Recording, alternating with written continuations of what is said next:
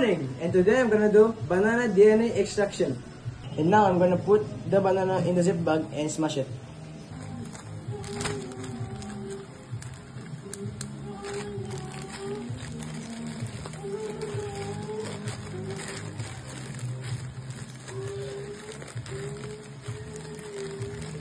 See, it is already smashed up.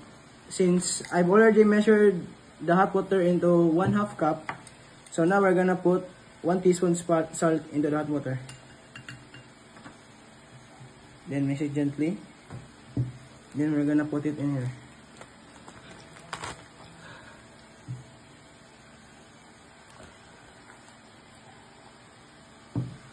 So now we're gonna smash it up gently.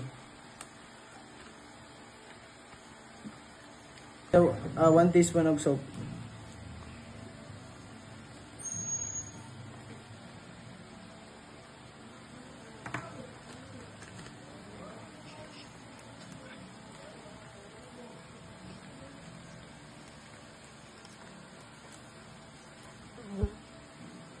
And now I'm gonna put the coffee filter in the funnel.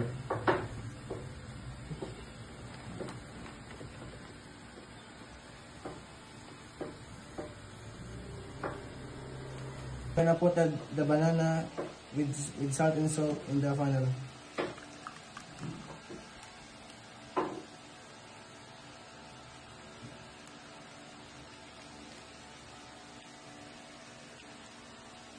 And now we wait. Since it stopped dripping, we're gonna add the cold alcohol. Put it slowly because it will destroy.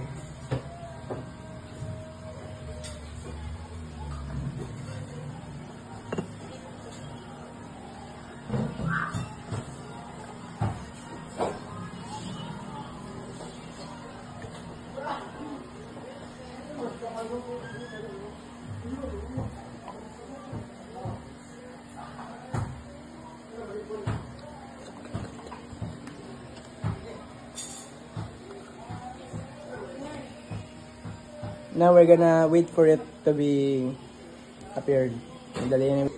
And there you have it. Banana DNA extraction. Bye-bye.